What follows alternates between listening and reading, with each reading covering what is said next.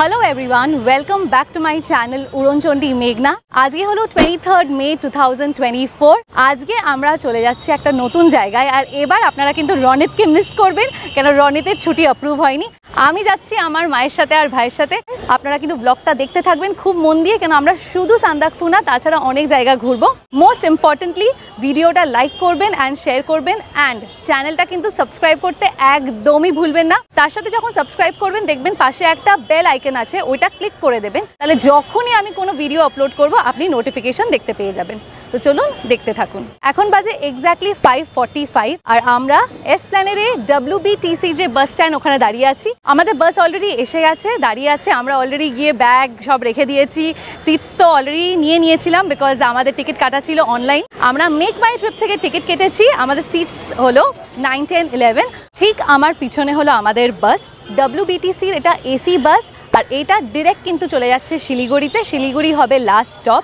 আপনি যদি কম্পেয়ার করে অন্য প্রাইভেট বাসের সাথে, যেমন এর আগে আমরা শ্যামলিতে গেছি, অন্য ধরনের সব বাসগুলোতে গেছি, ডিলাক্স বাসগুলোতে, বলতে পারি যে WBTCর কিন্তু ফেয়ার পার পারসন ফেয়ার যদিও বা এসি কিন্তু অন্য প্রাইভেট বাসের থেকে অনেকটাই কম। এক্স্যাক্ট বাস ছাড়ার টাইম হলো 5:55 PM। তো দেখি বাস টাইমে ছাড়ে কিনা। জানি কলকাতাতে আমরা একটু দেরি করে পৌঁছানোই পছন্দ করি, কিন্তু WBTCর এই বাস কিন্তু একদম ছেড়ে দিয়েছে টাইমে। আপনারা হয়তো ভাবতে পারেন যে আমরা বাসে করে শিলিগুড়ি কেন যাচ্ছি। ট্রেন টিকিটস আমাদের বুকিং করা ছিল কিন্তু ওয়েটিং লিস্টে থাকার কারণে কনফার্ম হয়নি, তাই আমরা চুজ করে নিয়েছি বাস। জল ফল কিনে সব উঠে পড়েছি আর একদম বাসে বসে গেছি, all ready to rock and roll. এবার দেখুন কাণ্ড। বাজে এক্স্যাক্টলি 5:56, বাস কিন্তু ছেড়ে দিচ্ছে। অ্যাজ ইউজুয়াল এখানকার লোকে ইররেসপন্সিবল, টাইম হয়ে গেছে তবুও এখনও অনেক সিটসে নেই লোক, তো তাই জন্য বাসকে ডিলে করতে হচ্ছে। বা যদি সেই হিসাবে বলি বাস কিন্তু অন টাইম, WBTCর বাস ইজ অন টাইম। এতক্ষণ টাইম দেওয়ার পরেও অনেক লোকে আছে যারা এখনও নিচে দাঁড়িয়ে সিগারেট খেয়েই যাচ্ছে বা এতক্ষণ পর ওয়াশরুম ইউজ করতে গেছে বা জল কিনতে গেছে। আমিও এই ফাঁকে টাইম পেয়ে আপনাদেরকে বাসের ইন্টেরিয়ারটা দেখিয়ে দিই। বড় লাগেজের জন্য কিন্তু বাসের পিছনে বিশাল বড় জায়গা আছে, ওখানে হেল্পার আপনার বড় লাগেজ রেখে দেবে। আর এখানে করা আছে ব্যাগ রাখার ছোট ছোট জায়গা, ওখানে আপনারা নিজের মাথার ওপরে ওভারহেড বিনে ব্যাগ রাখতে পারেন। সিটসগুলো যথেষ্ট কমফোর্টেবল, রিক্লাইনিং সিটস। আর বেস্ট হলো জানলা, বিশাল জানলা, তাই জন্য বাইরের ভিউটা বেশ ভালোই পাবো। ছেড়ে দিয়েছে বাস, দুগ্গা চলা যাক। এখনো আমরা কলকাতার ভেতরেই, তাই জন্য বাইরে দেখতে পাচ্ছি বাজার, মার্কেট আর ভিড়। এটা দেখতে বেশ মজা লাগছে। সন্ধেবেলার রাইডসের কিন্তু এটাই মজা। মায়ের সাথে আর ভাইয়ের সাথে গল্প করতে করতে কিন্তু অনেকটাই বাজে আর বাসের লাইট অফ করে দিয়েছে। এখন আমরা যাচ্ছি হাইওয়ের ওপর দিয়ে। কৃষ্ণনগরে এসে দাঁড় করিয়েছিল গাড়ি। এখন বাজে 9:40। আমাদের খাওয়া দাওয়া হয়ে গেছে, মা খাবার বানিয়ে নিয়ে এসেছিল, তো খেয়ে দিয়ে একটু চিপস ফিপস এসব কিনে এখন দেবো ভালোভাবে ঘুম। জানি না কতটা ঘুম আসবে। একেবারে দেখা হবে কালকে সকালে। গুড মর্নিং, এখন বাজে 6:30। আমরা এক্স্যাক্টলি 6টা নাগাদ নামলাম বাস থেকে বাস স্ট্যান্ডে। এবারে আমরা শেয়ারে গাড়ি নিয়ে নিয়েছি, একদম বাইরে বেরিয়ে সব শেয়ারে পাওয়া যাচ্ছে। মানেভঞ্জনের জন্য কোনো শেয়ারে গাড়ি নেই, ওরা আমাদের কনস্ট্যান্টলি বলছে প্রাইভেট নিতে আর এক্সট্রিম বেশি চার্জ করছে। প্রথমে শুরু করলো 5,000 দিয়ে, তারপরে নেমেছে শুধু 4,000, যেটা খুব বেশি মানেভঞ্জনের জন্য। মানেভঞ্জন অত দূরে না, তো তাই জন্য আমরা শেয়ার গাড়ি নিয়েছি। ঘুম পর্যন্ত এখনো স্টার্ট করেনি। এক একজনের নেবে হলো 250 করে, 250 টাকা এক একজনের জন্য। WBTCর বাস দারুণ চালিয়েছে আর আমাদের যেই টাইমে শিলিগুড়ি ঢোকার কথা ছিল এক্স্যাক্টলি ওই টাইমেই পৌঁছালাম। এবার আপনাদেরকে জানাবো যে আমরা সান্দাকফু কিভাবে পৌঁছাবো। দার্জিলিং গ্যাংটকের রুট তো সবাই জানেন, কিন্তু সান্দাকফুটা আমি জানি অনেকজনই জানেন না। সব থেকে প্রথমে NJPর থেকে গাড়ি ধরে আপনাকে চলে যেতে হবে মানিয়াভঞ্জন, কিন্তু মানিয়াভঞ্জনের কোনো ডিরেক্ট গাড়ি পাওয়া যায় না, তাই জন্য ব্রেক জার্নি করে আমরা প্রথমে চলে যাচ্ছি ঘুম। সকাল 7টা, কিন্তু রোদ্রের তেজ কিন্তু খুবই। এই ফার্স্ট টাইম আমরা শেয়ারে যাচ্ছি। কোনো সময় আমরা শেয়ারে যাই না, যখনই নর্থ বেঙ্গল আসি বা সিকিম যাই আমরা সবসময় রিজার্ভেই যাই। এই পাহাড়ের প্রথম দৃশ্য দেখতে পাচ্ছি যেটা, সেটা হলো ঘন জঙ্গলে ঢাকা পাহাড়। আমরা খুবই ভাগ্যবান যে আমরা বেঙ্গলে থাকি। আমাদের কি নেই বলুন তো? যেমন আছে সমুদ্র, ওরমি আছে জঙ্গল, আর এই অপূর্ব সুন্দর নর্থ বেঙ্গলও আমাদেরই পার্ট।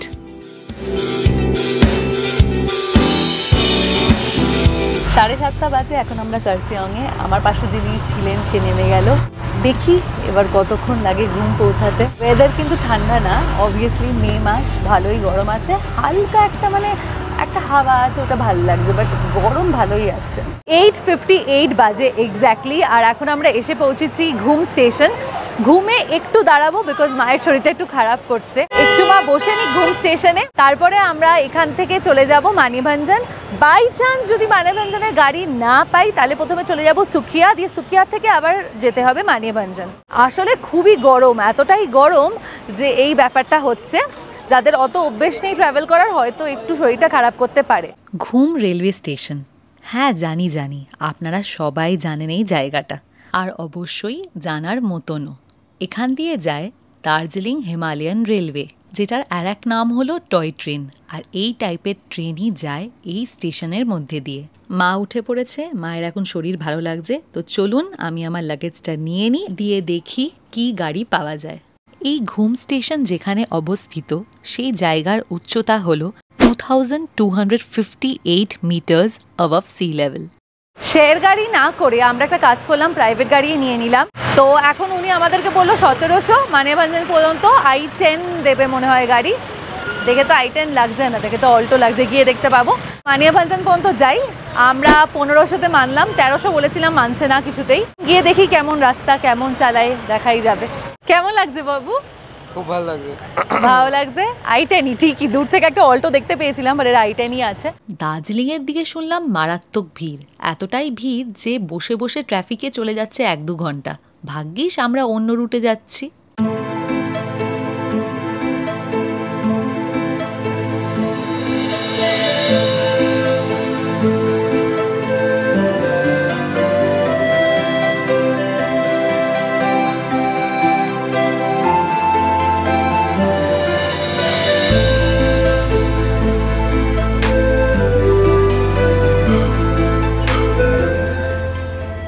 उधर गाँव दिखाई दे रहा है, वो वाला? वो वाला, हाँ, वो मिरिक है, वो ओ मिरिक।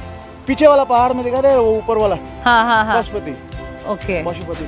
अब यहाँ से उधर दिखाई दे रहा है, छोटे छोटे गाँव है ना, हाँ हाँ, सूखे पकड़ी, ओके वो है तो क्या? ओके, वो भी है, थोड़ा इधर अंदर में भी है सूखे। तो मिरिक तो काफी नीचे है ना? नीचे डाउन है, इसलिए तो हाँ गर्मी है। हाँ। এখন আমরা যে জায়গাটা দিয়ে যাচ্ছি সাইডে পুরো পাইন ট্রিজ ভর্তি, আর জায়গাটার নাম হলো পুবুং ফাটাক। একটু হাস্যকর নামটা, বাট এটাই হলো নাম, আমি দেখলাম লেখাও আছে তাই। তো পুবুং বলে এই যে এই জায়গাটা, এখানে একটা ছোট্ট দোকান, ওখানে ব্রেকফাস্টটা করে নিই, দেখি কি আছে। ভিউটা তো বেশ ভালো, আর আজকে পুরো পরিষ্কার আকাশ। কিছু একটু খেয়ে নিই, তাহলে জার্নিটা খুব স্মুথলি করা যাবে। আবার আর একটাও ভয় থাকে, বেশি খেয়ে নিলে আবার প্রেশার না চলে আসে পৌঁছানোর আগে। ওই যে পুবুং ফাটাক, পুবুং তো গ্রামটার নাম, জায়গাটার নাম, আর ফাটাক মানে হলো যেখানে, যেমন আমরা বাস স্টপ বলি, স্ট্যান্ড বলি, ওরকম ফাটাক হলো যেখানে এরা নামবে গাড়ির থেকে, ওই জায়গাটাকে ফাটাক বলা হয়। খাওয়া হয়ে গেছে, কিন্তু মোমোর ভিডিওটাই নিতে ভুলে গেছি। ভেজ মোমো ছিল সকাল সকাল, তাই খেলাম, 50 টাকা করে প্লেট। ব্রেকফাস্ট সেরে আমরা আবার আমাদের জার্নি রিজিউম করলাম, আর আমরা আবার চলে যাচ্ছি এই পাইন ট্রিজে ঘেরা রাস্তার মধ্যে দিয়ে। যাদের জঙ্গলের সুগন্ধ পছন্দ, স্পেশালি পাহাড়ি এই পাইন ট্রিজের সুগন্ধ পছন্দ, তারা জানেন এরম টাইপের রাস্তাটা দিয়ে যেতে কি মজাই লাগে। আর এই পাইন ট্রিজের রাস্তা ক্রস করে আমরা পৌঁছে গেলাম লেপচা জগৎ। 9:50 বাজে, আর আমরা এখন ঢুকছি লেপচা জগৎ। এবার লেপচা জগৎ ক্রস করব।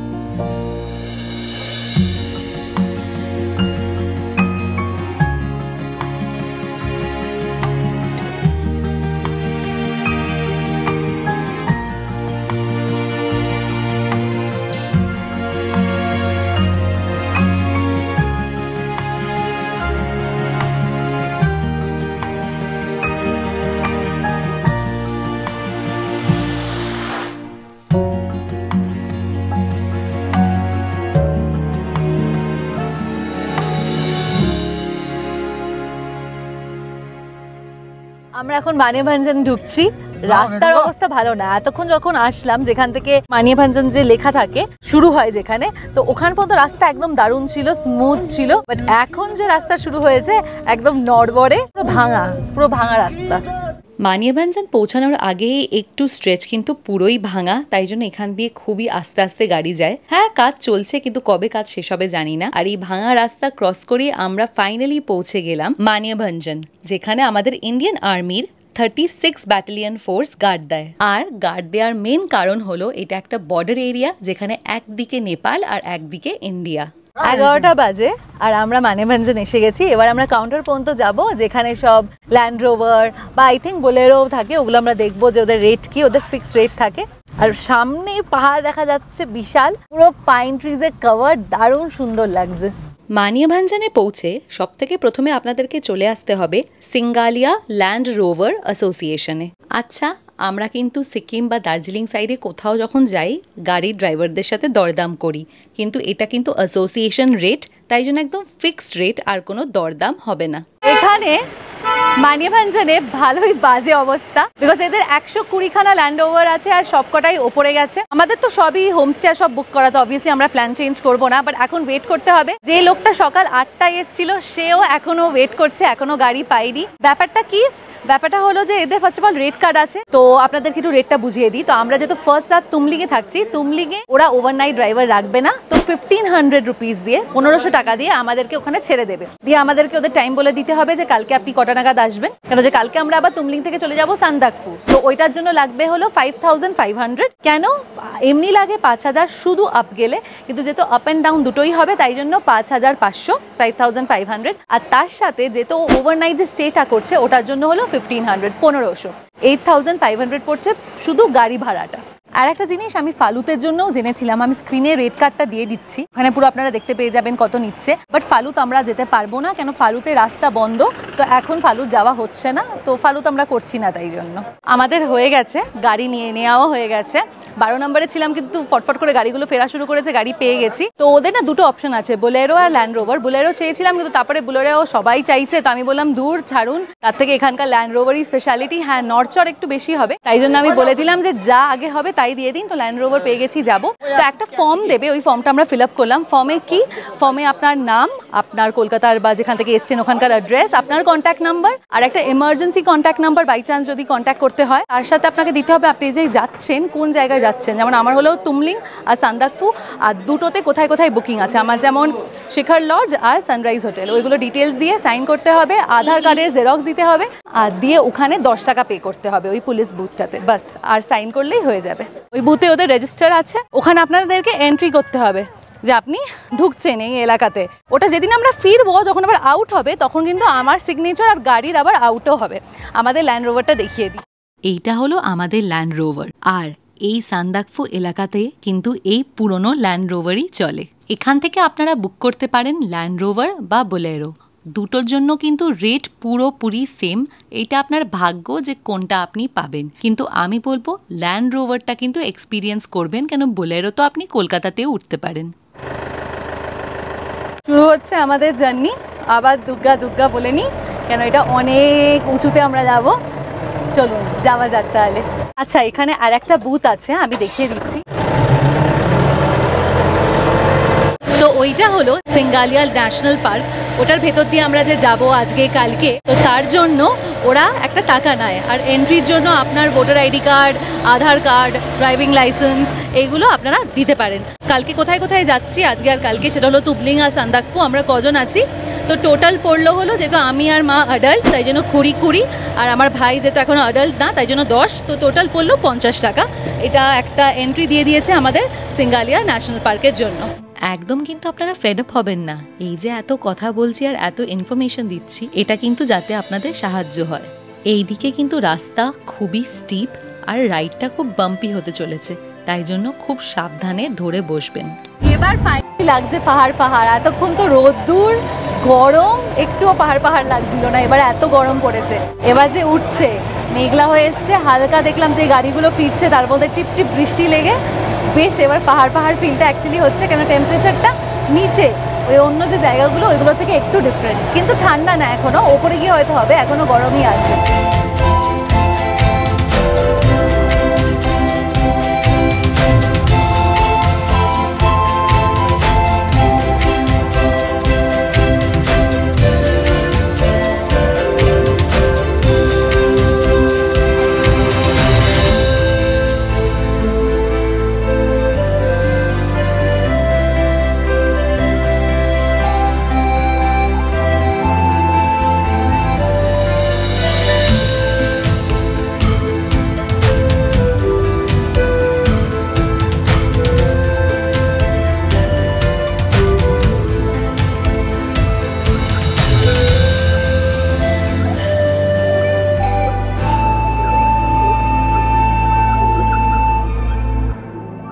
মানিয়াভাঞ্জন থেকে একটু উঠতে না উঠতেই কটা এরম রোলার কোস্টার রাইডস নিতে না নিতেই চলে এসেছি আমরা চিত্রেতে। খুব সুন্দর, একদম সবুজ, গাড়িটা মাঝখানে দাঁড় করিয়ে দিয়েছে।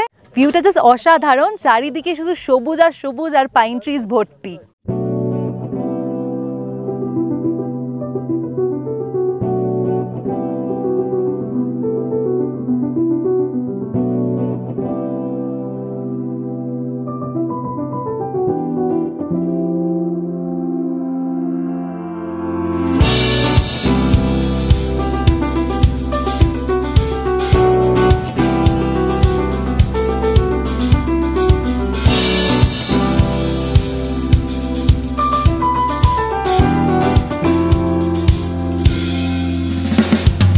অপূর্ব সুন্দর জায়গাটা, জাস্ট অপূর্ব সুন্দর, মানে পুরো 360 ভিউ ডিগ্রি আসছে, সরি অপূর্ব সুন্দর, পুরো 360 ডিগ্রি ভিউ আসছে, চারিদিকে দেখা যাচ্ছে। মাঝখানে এই জায়গাটা কিন্তু খুব ভালো ফটোগ্রাফির জন্য, এখানে কিন্তু ফটোগ্রাফি ঘ্যামা হবে। সান্দাকফু যাওয়ার পথে চিত্রে হলো ফার্স্ট স্টপ। অনেকজনই এখানে থাকে, আবার অনেকজন আমাদের মতন আরো ওপরের দিকে এগিয়ে যায়। নামটাও বেশ ভালোই দিয়েছে চিত্রে, সত্যি ছবির মতন সুন্দর। একটা খুবই ছোট গ্রাম যেখানে আছে মাত্র কটা ফ্যামিলিজ, আর তার সাথে আছে একটা ছোট্ট মনেস্ট্রি।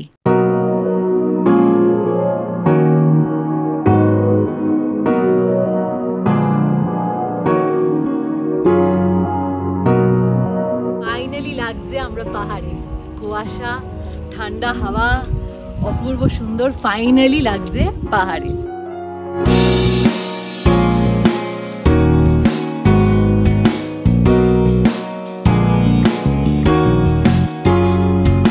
চিত্রে জায়গাটা এতটাই শান্ত যে দূরে কিছু একটা হচ্ছে সেইটারও কিন্তু আপনি আওয়াজ পাবেন। সারা বছরই তো কংক্রিটের রাস্তায় হাঁটি, কিন্তু এই ঘাসে হেঁটে সত্যি পাটা যেন আরাম পাচ্ছে। দূরে দাঁড়িয়ে আছে মা, ভাই, আমি তিনজনেই স্কুলের আর অফিসের কাজে এত ব্যস্ত থাকি যে প্রকৃতির মাঝখানে নিজেদেরকে পেয়ে খুব ভালো লাগছে। চিত্রেতে একটু দাঁড়িয়ে আর এই সুন্দর দৃশ্য দেখে এবার আমরা এগিয়ে যাচ্ছি তুমলিং এর দিকে। শুনেছি যতটাই সুন্দর এই তুমলিং সান্দাকফুর রাস্তা, অতটাই কিন্তু ঘোরানো পেঁচানো। সূর্য আর মেঘের তো উকিঝুঁকি খেলা থাকলোই, এবার কিন্তু ব্যাপার স্যাপার আরো ইন্টারেস্টিং হতে চলেছে। বর্ডার এরিয়াতে তো ঢুকে গেছি, তাহলে নেপাল কি একটুও দেখতে পাবো সেটা আপনাদেরকে দেখাবো পরের ব্লগে।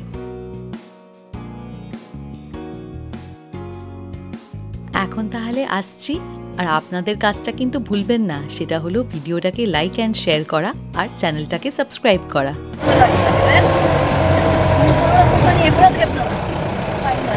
বাবা, পুরোপুরি রোলার কোস্টার রাইড, একদম আমাদের নিকো পার্কের যে রোলার কোস্টার, পুরো এটা হলো ন্যাচারাল রোলার কোস্টার রাইড।